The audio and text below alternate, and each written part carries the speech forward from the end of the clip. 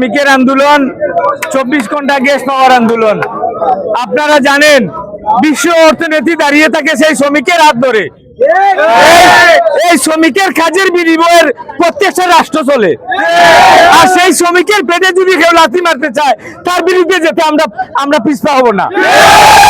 আমাদের কোনো দাবি নাই সরকারে আমাদেরকে শ্রমিক ভাতা দেও আর ফ্যামিলি ভাতা দেও, এটা আমরা প্রয়োজন নাই।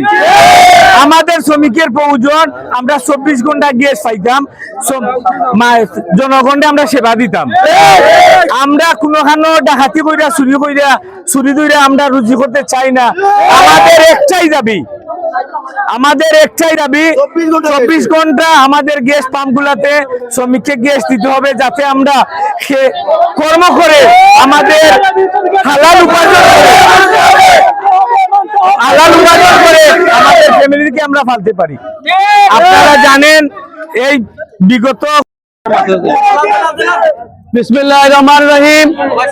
প্রিয় শ্রমিক ভাইরা, আমি আপনাদেরকে একটি অনুরোধ করব, আজকের যে বিষয় নিয়ে সমগ্র বাংলাদেশে যে অরাজকতা সৃষ্টি হয়েছে, প্রথমে আমি আপনাদেরকে অনুরোধ করবো, আমাদের জেলা শ্রমিক ইউনিয়নের পক্ষ থেকে আপনারা আইন শৃঙ্খলা বাহিনী নিয়ে কোনো ধরনের আপনারা কোনো ধরনের কুটুক্ষিত করবেন না।